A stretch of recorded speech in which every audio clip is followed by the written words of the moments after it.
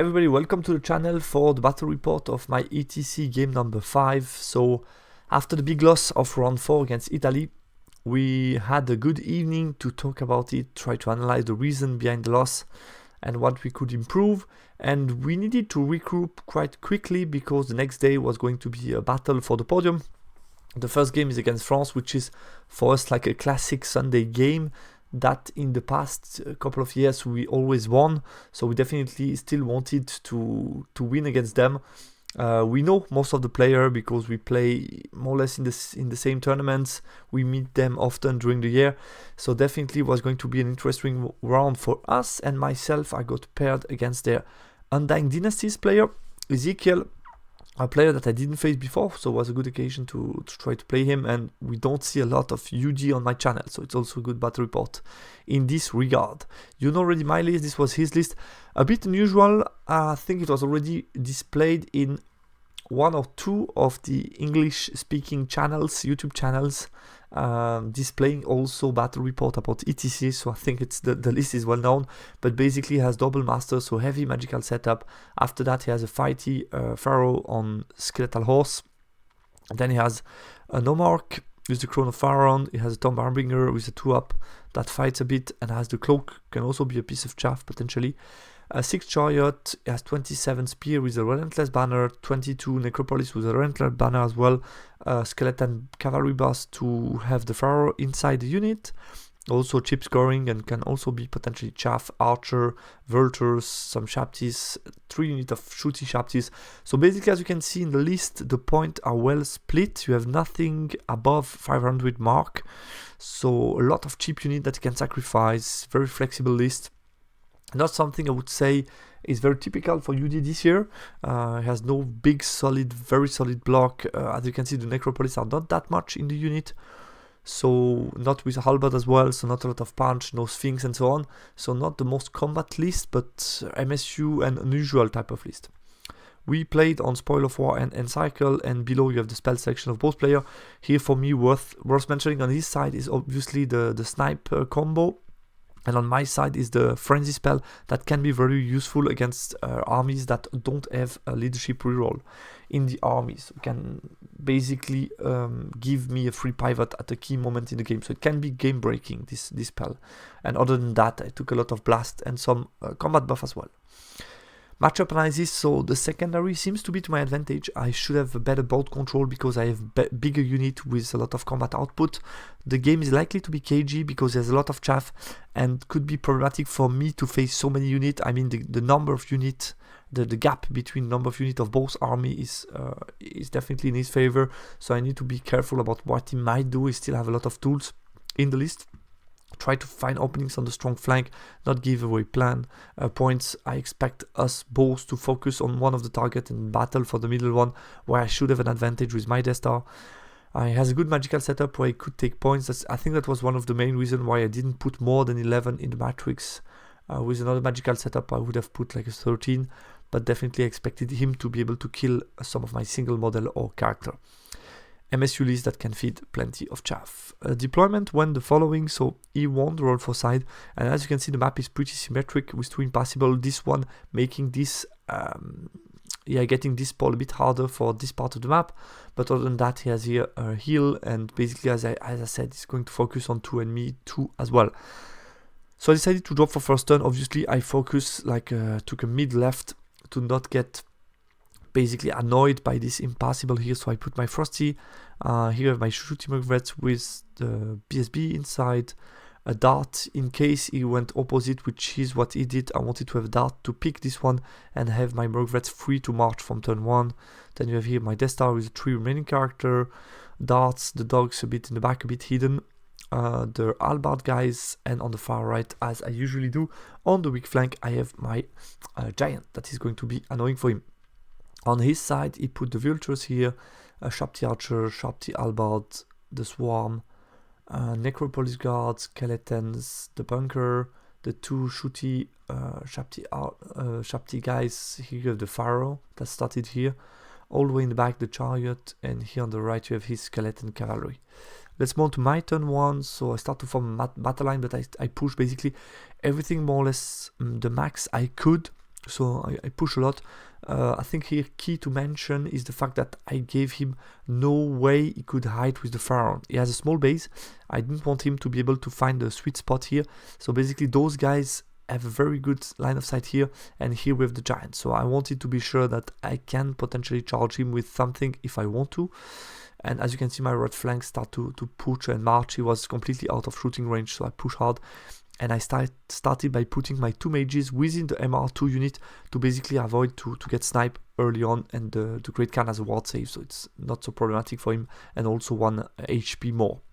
Magic Phase, I get a fireball off on the swarm, did 4 wounds with the bounce spell, he dispelled the second one, and then I'm able to get the 2d6 strength 4 and finish those swarms. So starting to get points, that's 1 piece of chaff less, which is nice. System 1, shuffling around, pushing on the strong flank, going on the token here, which makes sense. The Pharaoh jump inside the unit.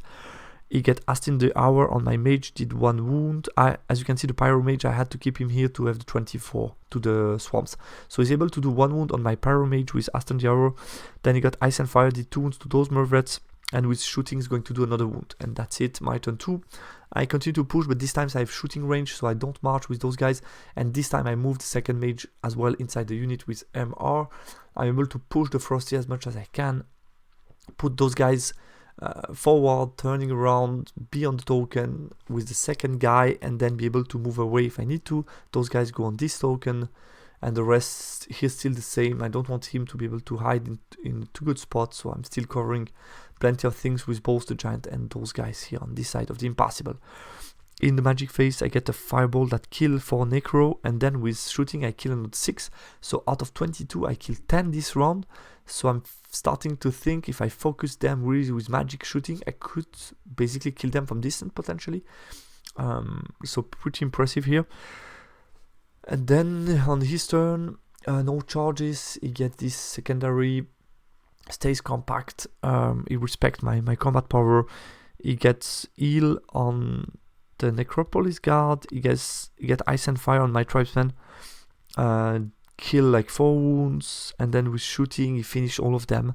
So basically I have to put another unit on this, and I forgot to mention the field is basically a ruin because of the Scroll of Desiccation. So marching inside of this would cause a lot of DTs to my unit. My turn 3, I move with the Testa on it, I move the Mercvrets forward, and this time the Frosty is able to push here. Those guys have picked the first spoil, and the Death Star is going to do the same next round. Those guys also suffer a couple of wounds, I don't remember with what, and reform in a way to still cover this impassable, and the giants start to back off on the left, and those guys are ready to chaff. In case he wants really to push here, I want to be ready to chaff him if I need to give me time basically. But other than that, it's still long charges and kind of risky for him to attempt anything without proper chaff to then block the counter charge. In Magic Phase, I got 2d6 strength 4 on the Necro, but this time I rolled 0 wounds. So last time I did 4 wounds with a Fireball, this time I do nothing with 2d6. Shooting, I did 2 wounds on the Necropolis, but that's it. On his turn, shuffles around, basically prepare himself for the charge.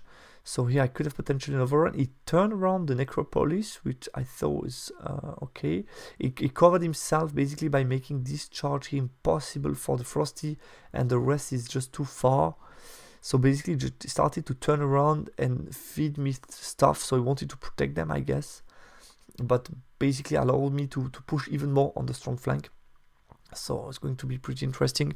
In his Magic Phase, I Binding Scroll the Snipe D3 because I really wanted to save the Frosty since I have very good charges next round. So I bind the D3 Snipe.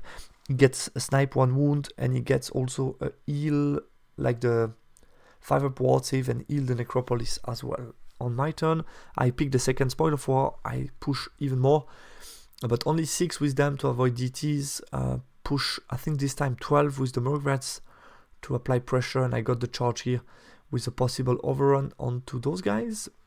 In the Magic Phase, I'm going to get Binding Scroll the Frenzy Bait because he didn't want to have to charge me with something. I think it was a smart choice. And then I got Hereditary in the close combat to make him wound me on 6-up. So Hereditary on the Frosty. With shooting, I had some shot from, I think, the Great Khan killed 2 Necropolis Guard, which was nice. And that was it. And I didn't kill all of them. I was stuck and I reformed, but not in a good way, as you will see. On his turn, he's able to chaff me and basically block my reform. And as you can see, I moved to the left, which was a smart choice to avoid the counter charge, but I move a bit too much and basically can block the charge because I would go off the board with my front. So that was a stupid mistake for me to reform that much to the left. I thought it might be good, but that was definitely not a good decision. I should have, as you said, as you see, it's a bit hard, but I should have, I think, potentially accepted his charge. I don't know how much wound did I have left. I lost like 2 or 3. It depends. It's hard to call, but I felt the way he was. Yeah, he left the middle guy, so didn't leave the other one.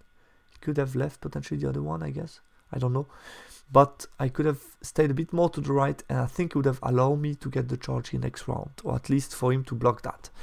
He could have had something different with the vultures to try to block that, but would have been more complicated for him. So I think here I could have definitely achieved a better reform, and he activated the Relentless Banner to basically move in front of my guys. And something that I learned, basically you can take a character out without using the Relentless Banner on the march, and then after that you can use the Relentless. And since the guy doesn't get March 15, it's still legal, which I felt, yeah, it's a bit odd.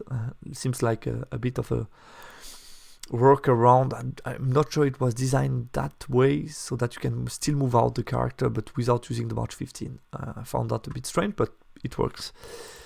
Yeah, what can I say about Magic? He got reroll to wound on the skeleton and a ward save 5 up, but still not going to stop me from charging into this combat since I have chaff option. And turn 5 is going to be the last turn. I'm going to get 2 charges, charge the chaff with the Murgress, charge the Skellies with the Death Star, and I'm chaffing his 2 counter charge here. He gets no overrun, nothing, and then I just hide the points. In Magic phase, I get +1 resilience and Rod of Battle into this combat. I kill those guys, kill the Skellies in one go, his chaff, and on his last round is going to kill those guys. And with the magic is going to get basically some snipes on the Frosty, and it's going to get, as you can see, I have 2 or 3, I don't know, 4 wounds left, I guess, or maybe there is 1 in the front, but basically the 3 or 4 wounds left is going to get that with magic and kill the Frosty, which is a bit disappointing because he gets here 2 points and moves the score from a 15 back to a 13. So yeah, I think even with that, I think I did what I had to do. It was hard to push much more because he still had a lot of things looking at me, and I needed time to move towards his unit without taking too much GTs as well. So I was careful in the way I pushed. Would have liked to get a bit more point. I think also that the Frosty dying is also mainly due to my mistake, because if I would have reformed better, could have had charge, potentially be in combat, or at least maybe dying but get more points in the way and at least getting me a 14. So I think it's totally my fault, first of all, that I didn't get 1 or 2 points more. Anyway, what can I say about this game, which was pretty cagey? Focus on the secondary objective. I think it's always key because you get a lot of points due to secondary. Pushing is not easy, first of all due to this amount of chaff, number of threats as well. It was not so easy to push hard. Maybe I could have pushed a bit harder. Turn 5 UD. A bit sad to lose 2 points on the last turn, but like I said, I could have avoided that and do better with my Frosty, with making better reform, getting into combat and get more points due to that. So I think I cannot complain or raise on bad luck. It's also mainly due to my mistake before that. Giant doing what he does best, which is stalling his strong flank, which worked pretty well. Round result. So we ended up winning 90, mainly due, as you can see, it's pretty close what happens on the table, and it's mainly one miscalculation, one big match here, which their Warrior of Zagod, I heard that from Benji, basically thought it was a green for him, and we thought it was a green for us, and it ended up being a big win for us, and I think that was the key difference. Other than that, yeah, we got a big win here, they got a big win here, with Coco blowing his level 4 on a 3 dice card number 1. They got a solid win here, we got a solid win here, so it's everything compensate a bit, and then the big difference is basically this game, as you can see. So yeah, we ended up winning 90, which is not as much as we wanted, but still a solid win. I think from 90 you can start to be happy on this type of game. On round 5 we knew that if we make a solid win, the last round we could be on the podium, so that was definitely going to be the target. And we get paired against Poland. It's going to be a tough round, hard round, but also the type of game that we like to play because it's very interesting, very competitive, and yeah, plenty of things to learn from this type of game. I think we have been improving a lot against the big nation over the past year, so definitely a challenge that we were looking forward to. Guys, thanks a lot for watching this game. It was not the most exciting battle, but still interesting to analyze, and talk to you soon for the last battle report. Bye bye.